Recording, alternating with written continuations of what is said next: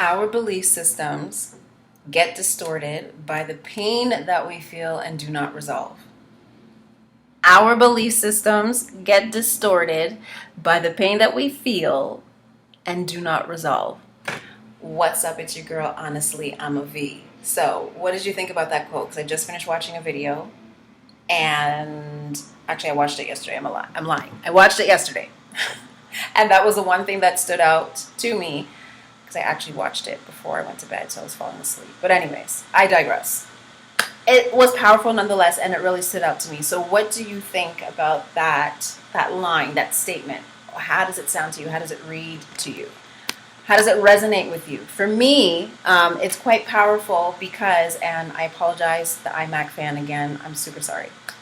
For me, it resonates with me in the sense that I have a belief system, and I believe a lot of us do, whether it's prayer, affirmations, yoga, working out, basketball, music, whatever it be, do you. But when we are going through something traumatic, something stressful, obviously the belief system is there to help us through. However, if we don't properly acknowledge the pain or whatever it is, and it doesn't get solved or resolved properly, it'll just continue to happen again.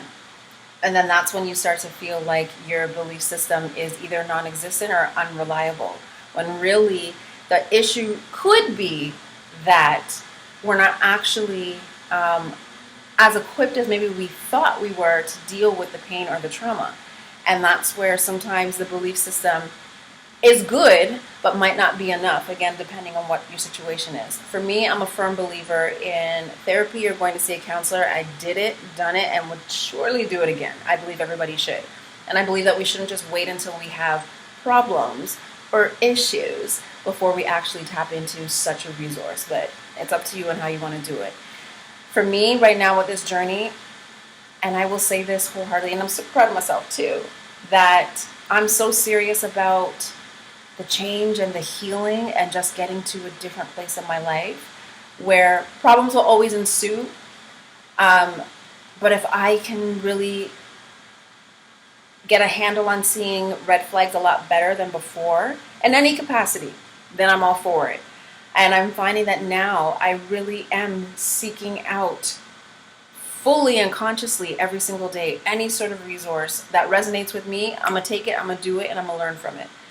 If it's a paid resource, within budget, of course, because, COVID-19 is messing up the sister's bank account, I'm going to do it. And I've been doing it without hesitation. Whereas before, I'd be like, this excuse and that excuse, I'll wait till this, wait till that. And then I never do it because I've always thought that my yoga and affirmations was enough. My meditation was enough. And they're good. They are fantastic. I will never stray from that. But right now in this moment, this month and a half of what I've been going through and experiencing and elevating myself out of, the yoga, the meditation, the affirmations, super dope, fly as F, and will always be my counterpart. But I needed more, as you can see, with the new IG account, with this new YouTube account. I needed more. I needed to upgrade my system. I needed to shake things up a little bit. I needed to be a little bit more doper than I already am to get through the shizz that I've been dealing with. And there's nothing wrong with that. There's nothing wrong with asking for help. There's nothing wrong with enlisting another resource of help, whether it's Tony Robbins, Deepak Chopra, Jay Shetty. I know people are a little bit suspect about him, but whatevs. Whoever it is, if it's your homegirl, if it's the neighbor across the street, if it's your grandma, your auntie, your uncle, your dog. Dogs are therapeutic. Animals are therapeutic.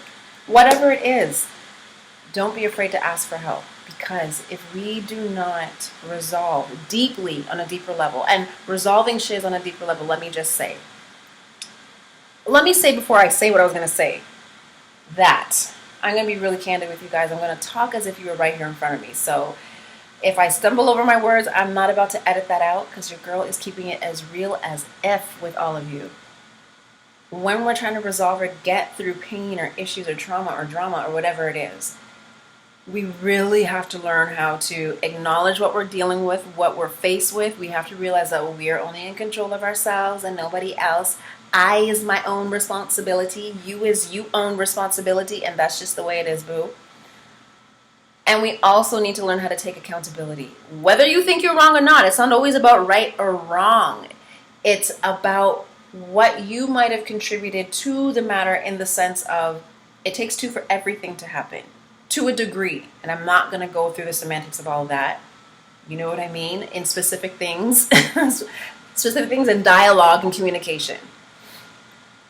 And no matter what, we all play a role when it comes to dialogue and communication and those sort of mishaps in relationships, whether platonic, professional, or romantic.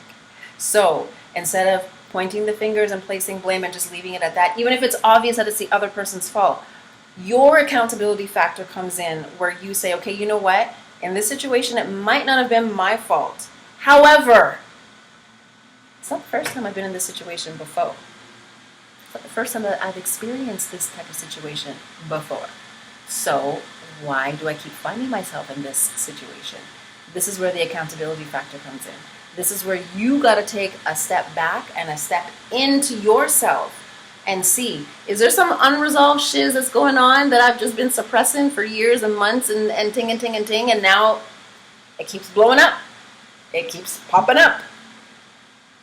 It's like that one cousin that just like shows up at your house unannounced and just expects you to let them in and serve them everything that you have. But homie, you didn't call me. But why does that keep happening if I don't put my foot down with that cousin? Same thing. You may not see the connection right now. Maybe later on you will. But I see the connection. But I think most of you know what I mean. It's the same thing. So whether it's not about right or wrong, it's not always about right or wrong. It's about what is wrong in this moment where shiz like this keeps happening to me. Whether I'm the perpetrator or I'm the receiver of it, the victim of it, or whatever the word is, I don't know. So think about it. If you want the belief system to be strong as fuck, and always improving and always elevating, because the more your system elevates, the more you elevate.